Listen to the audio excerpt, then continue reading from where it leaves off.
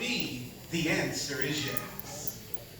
I was there last Thursday when the scheduling nurse called me and said, you're scheduled for surgery next Friday.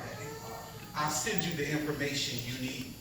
I was there 16 years ago when the doctor said, if you don't dialyze in 24 to 48 hours, you're going to die.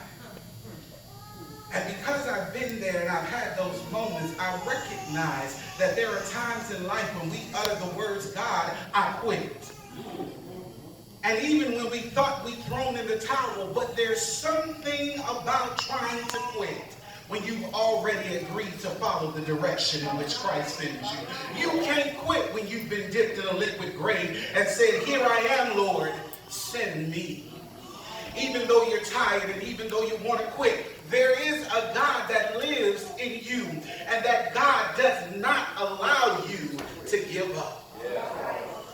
Don't worry though, I'm not expecting you to be superhuman, because I recognize that as human beings, we have times when we just want to give up, when it seems like the fight isn't worth it, when you're looking at the orange tangerine man trying to take things away from, I'm sorry.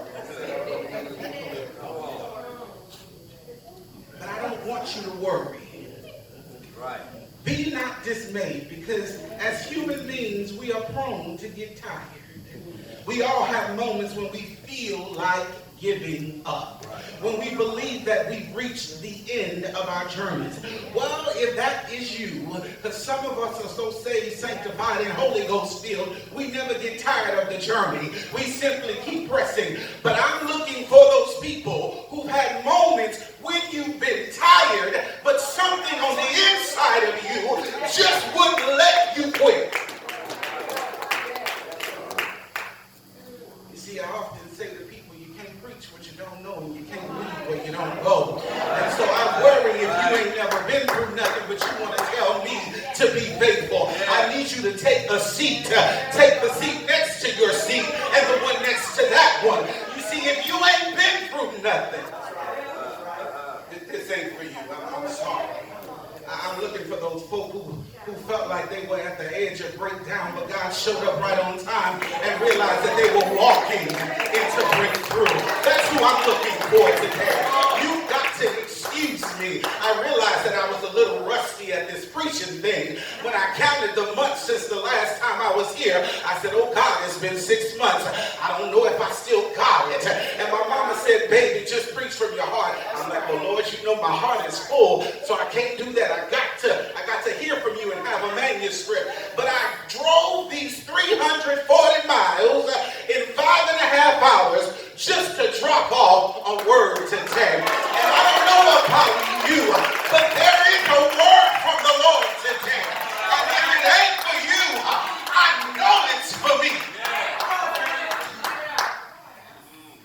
The word fight has been ruminating in my spirit lately. It seems that fight is such a fitting word for this season of our lives, individually, corporately, collectively, and nationally. We're fighting the resident of 1600 Pennsylvania Avenue as he goes on Twitter tantrums, trying to convince people that he's something that he's never been. As he goes on Twitter tantrums, bullying people who won't submit to him. We're fighting members of Congress who refuse to stand up and do the job that then we elected to do. While they continue to collect their six-figure salaries, while 800,000 federal employees are going without pay. Federal workers are fighting to survive as the longest government shutdown in U.S. history drags on. Because 45 says, I'm going to keep it shut down until I get what I want. I don't know about you, but that sounds like some petty Peter mess to me. That sounds like some stuff that children do. Well, I don't like how the game is going, so I'm going to take my ball and go on. The mayor of New Orleans, Toya, she's fighting to get money that's generated right here in the city to be spent in the city. Ain't that something that a private corporation says, no, we're not giving you any of this tax money to help repair the broken infrastructure of this city. Anytime it rains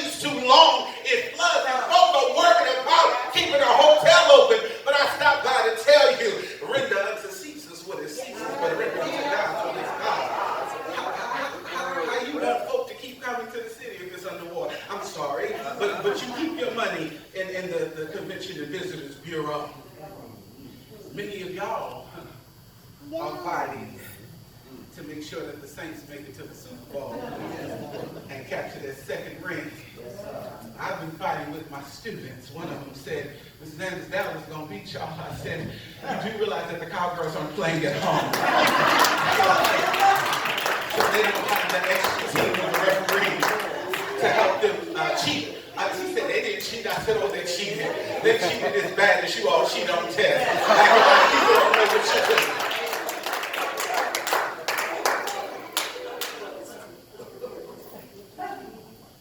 Whether you realize it or not, some of us are fighting for our lives. In fact, we're in the biggest battle for our lives. But the problem for some of us is that we don't know we're in a fight. But we keep trying to figure out where these spiritual and sometimes physical bruises keep coming from. Have you ever been in bed with your spouse or your loved one and you wake up feeling like somebody had beat the heck out of you, and it's because they were having night terrors and beat the heck out of you, but you didn't even know that you were in a fight? But when you wake up, you see a bruise that you know wasn't there when you went to bed. That's the spiritual fight that some people are in. They're waking up with bruises, don't know how they got there, wondering what in the world was going on. The problem is when you don't recognize you in a fight, you can't possibly win. Well, my brothers and sisters, if you've ever been in that tough spot, in the middle of a battle and you wanted to give in, I drove these 340 miles to tell you that there is a word from the Lord today, and I believe it's for you, and I know it's for me. And so if you would grant me just a few minutes of time, and I promise you, the game starts at 2, the gates open at 12. You will be there on time, I promise you. If you would just allow me a few minutes to expound on this simple subject entitled, The Fight Ain't Over, but it is fixed in your favor. If you have your Bibles, would you turn with me to Joshua chapter 1, verse 9. Joshua chapter 1, verse 9. Here's my promise to you today. I've broken it in the past, but I am intent upon keeping it today. I'm not going to be Baptist and tell you I'm going to my seat multiple times and never make it there. Joshua 1 and 9 from the English Standard Version simply says, have I not commanded you? Be strong and courageous. Yeah. Do not be frightened and do not be dismayed. For the Lord your God is with you wherever you go. This is the word of God for the people of God. Thanks be to God. If you would join me in a quick word of prayer. God, in this preaching moment, I pray for individual decrease and supernatural increase. I pray that your people will look beyond me and see straight through the cross. And oh God, may the words of my mouth and the meditations of our hearts be acceptable in your sight. In the mighty and matchless name of the loving, living, and life-giving Jesus, we pray. Let the people of God say amen. Amen. You know, as that word fight continued to ruminate in my mind, I was transported back to those childhood days and those childhood fights that accompanied those childhood days. I remember mine. There was a fight in 4th grade, and I can now say without shame that he beat me up. Yeah. There was a fight in middle school that freaked me out because all I kept thinking about was my permanent record that, by the way, does not exist in school, especially in charter lane. Because when you go from one charter to another, they don't know half the stuff that you did taking your life. I'm hoping it's improved since I left 4 years ago, but I don't necessarily believe all of that. And then I remember thinking, I'm not going to get into college. This is 8th grade me. Thinking about, I ain't got to high school yet, but this is 8th grade me thinking about I'm not going to get to college because I got into this fight. And then I thought about the fights with the little boy around the corner. And who can forget the fights with my brothers? They're going to always come when it's 4 of you and you sharing a room. And I like my bed straightened, and once I straighten it, don't you sit on it. Because I don't know where your butt has been. And I don't know what smells you're going to leave behind. Now, you must forgive me. I blame that on my mom. Because she said you don't let folk come in and sit on your bed. You sit in the chair because you don't know where they've been. I equated to a spiritual level. Be careful, because spirits transfer. You don't know who they've been with, what they've been doing, and why they come into your space. But the one that keeps coming to my mind is when James Raphael beat me up in the 4th grade. And I was really mad because his aunt was a teacher at the school. When we went to the office, the principal was mean-mugging me and telling me how disappointed she was. I didn't get any of that to that boy. And she's like, I'm just so disappointed in you, and your mother would not be pleased. And then my mom would come walking through the door, and the principal's whole attitude changed. I'm like, hey, girl, how you doing? But what I realized about the fight is that I wasn't prepared for it. And that's why he was able to beat me up, because he did one of those things where I'm thinking we good. We had a verbal argument, because I'm not going to lose a verbal argument. I'm just telling you now. I am not going to lose. God granted me the gift of being a wordsmith. I will always have a comeback for you. My kids today say, Dad, you always got something to say. That's because I'm intelligent. You got an attitude. Well, we all have an attitude, whether positive, negative, or indifferent. It's your perception. I can't help that you perceive my attitude to be different. I don't perceive my attitude to be negative. I perceive that you're disrespectful. You don't think it, but I know I'm right. And so, what I realize is that when you're not prepared for the fight, it's very likely you're going to lose. But even as those incidents came afresh to my mind, because fight was still ruminating, I'm like, God, what is this word? Why do you keep sending this to me? In that same space, I began to think about the fights we're in now.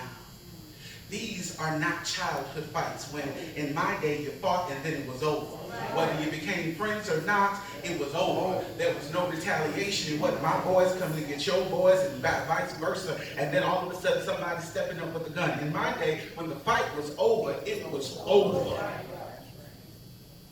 But we're in a day and time when the fight is real and continuous. And so we face battles on a daily basis, whether in your home, on the road to work. And I live in Houston, and thank God I don't have to get on the interstate anymore to get to work, because there's always an accident that keeps you delayed. You would normally be there in 5 minutes, but it takes you 30 hours because there's an accident somewhere. Whether it's the fight on your job. Have you ever had to work with folk and you feel like, why are you here? You obviously don't go to work, but you want a paycheck. Girl, find something else to do. Let's go home with yourself, because you're working on my nerves now. Whether it's a fight in your spirit, that fight that says, I quit, I give up. Whatever the health ailment is, you win. Whatever the financial situation is, you win. But here's what you've got to know. You were made for this. But in order for you to reach the final round and capture your crown, you've got to understand that there are rules to fighting this fight. These are not neighborhood fights. This is the fight for your life. So you got to think of it as a heavyweight matchup. And when about to become the heavyweight champion, you can't simply climb the stairs into the boxing ring and think you're going to win. You ain't had no practice. You ain't had no coach. You don't know who you're fighting. But you think just because you're big, bad, and bold that you can walk up to somebody and win the fight. That's not how it works. You see, if you really want to be in this fight, one of the first things you've got to do is you've got to find a coach. But you've got to find the right coach. The coach who knows the rules of the game and foresees your opponent's moves before even you can conceive of them. Well, in case you didn't know it, you've got a head coach named Christ. And there are times when he sends defensive coaches and offensive coaches. That comes in the way of the people that you surround yourself with. This is why you got to be careful who you let in your inner circle. People have gotten confused in the 21st century. And they're on social media thinking I got thousands and thousands of friends.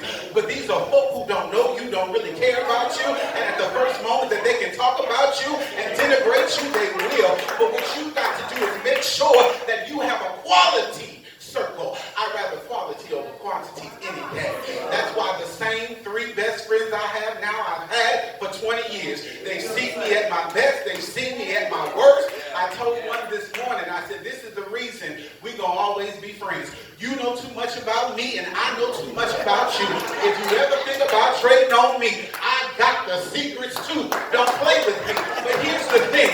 When you surround yourself with people who are interested in your growth, what they will always do is tell you the truth when you need it, but they will support you even in the midst of your foolishness and then remind you to get back on track. You see, those are your defensive and offensive coaches. Do you have that friend that's ride or die, that anytime you say, I got to go handle this, the first question is, when you want me to be there, and what do I need to wear? Do I need my sneakers? Do I need the Vaseline to make sure they straight? Don't actually hit me. Those are the people you need around you. And what they're doing, when you pray that prayer, God encamp your angels around me. He's encamping them around you so that when the time comes and the fight gets real, they are right there with you. But in order to access their expertise, we've got to learn to spend time with the head coach. And we do that through prayer, praise, and worship. Mary Pierce Dunker says that prayer is one of the most powerful weapons that God gives us. What we don't realize is that so many of us want to treat God like he is the slot machine. We want to treat God like he's a genie in the bottle. And we think if we, as Christina Aguilera said, if we rub it the right way, we get what we want. What we don't realize is that when we go to the head coach, we're trusting in the head coach's expertise. We're trusting that he knows you and knows all about you, that he knew you before you were formed in your mama's womb, and he knew what would be for your good, and he steered you away what was meant for your bad. And sometimes he leads you into a path that will show your enemies that he is greater than anybody on this earth. I stopped by to tell you, when you want that job that you think you're not qualified for, the head coach said, I got you. I got that resume revised already, and I go to prepare a place for you in the presence of your enemies. And that's to remind them that when God is on your side, there is no man on earth or a devil in hell who can keep you from your destiny.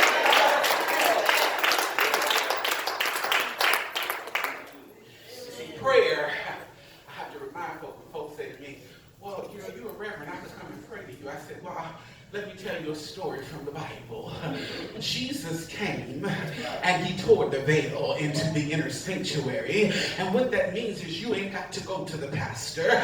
You ain't got to go to the deacon. You ain't got to go to the priest.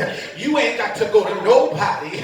But what you do is you go in your secret space, grab a moment.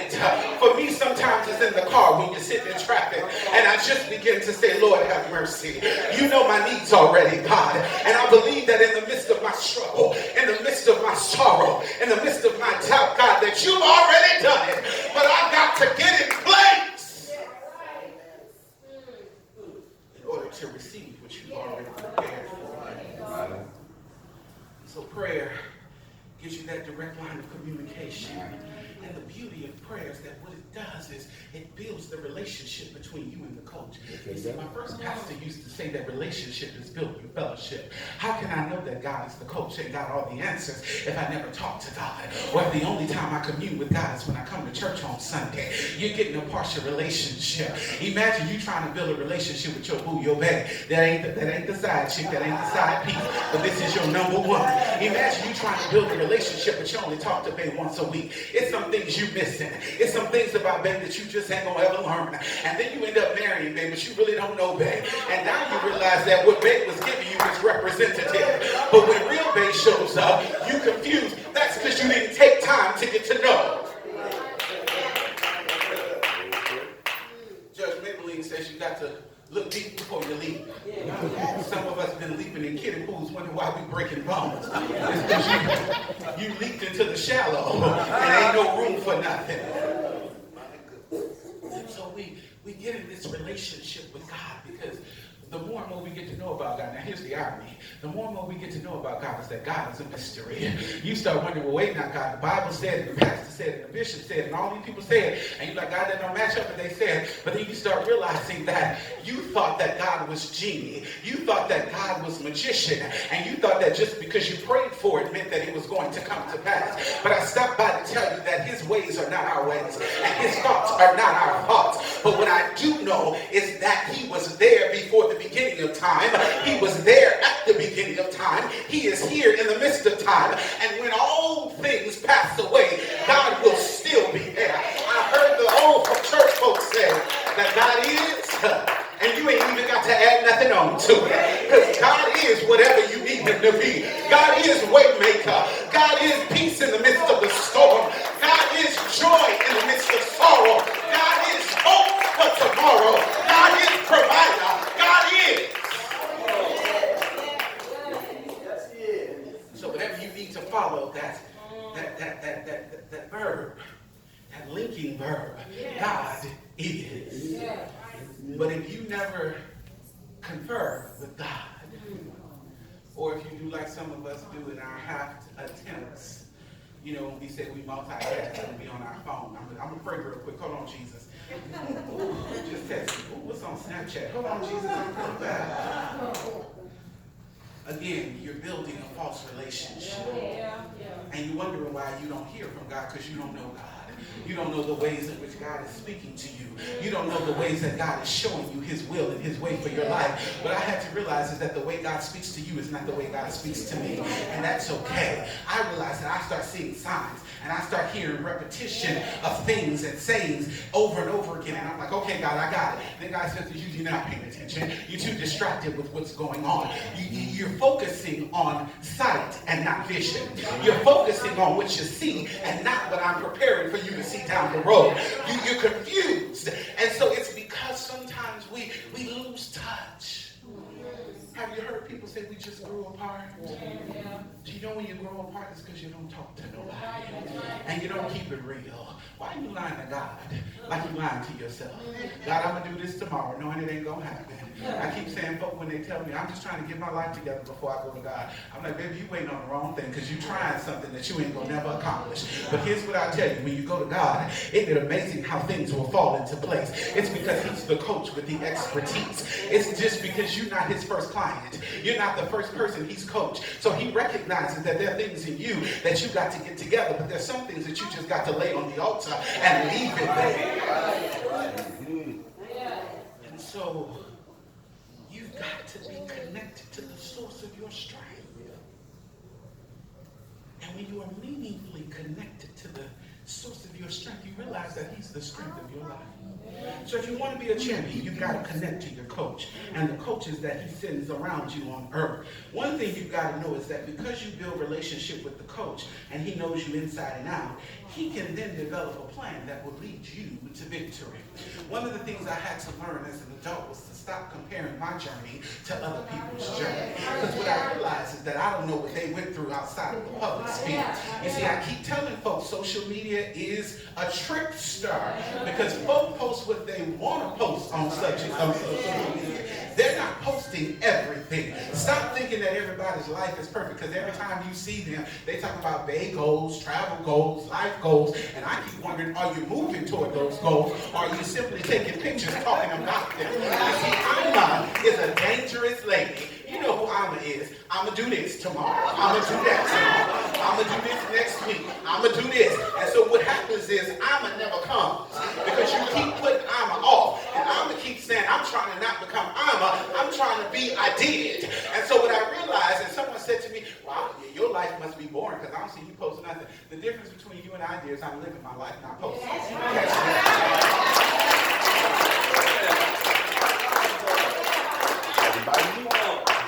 What I I realize is that what I'm living is the plan that God crafted for me.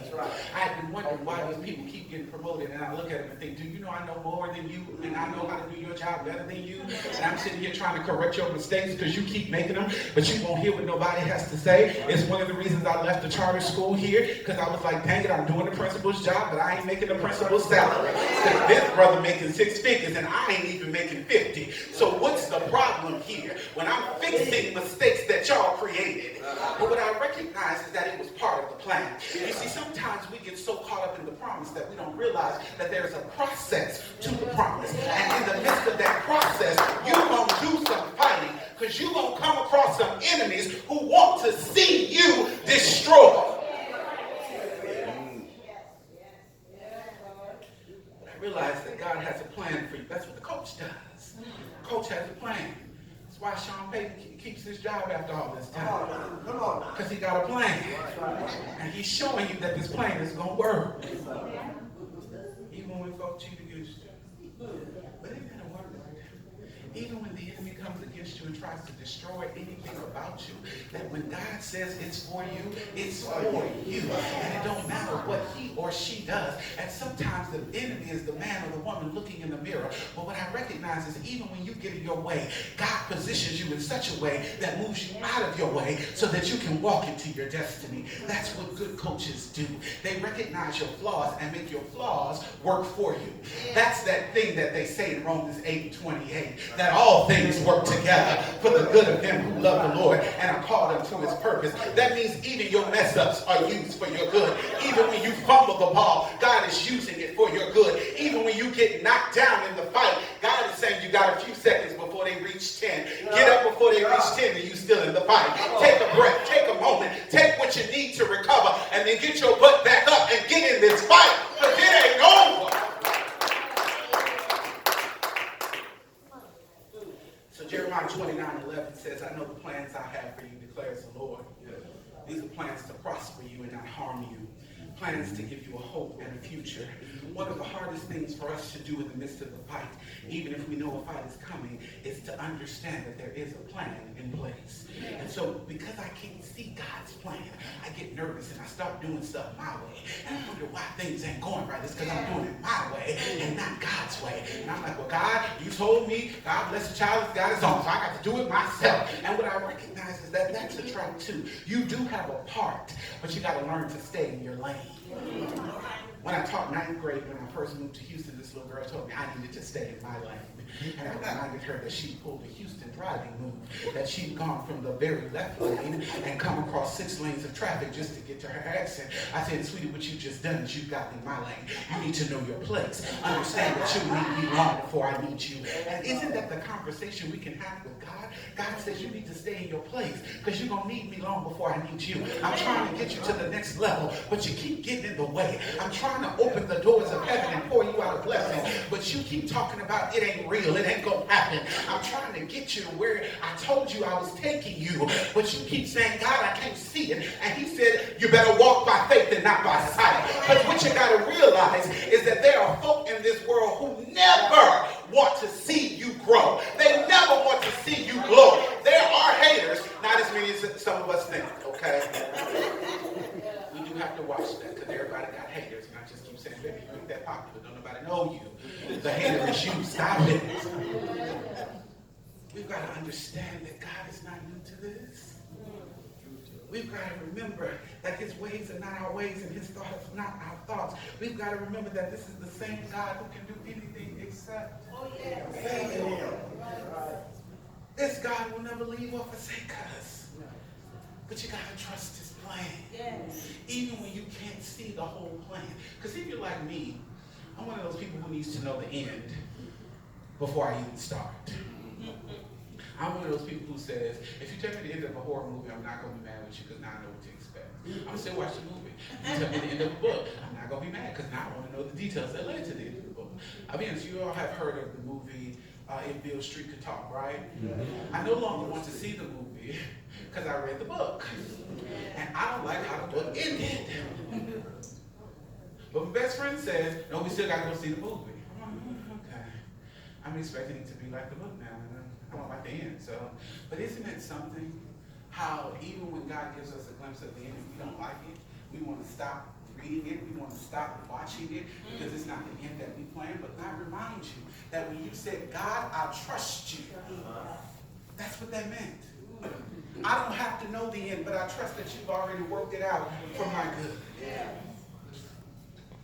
Once we're connected to the coach and become cognizant of his plan, one of the things we've got to do is train. This is one thing I've learned from my 13-year teaching career.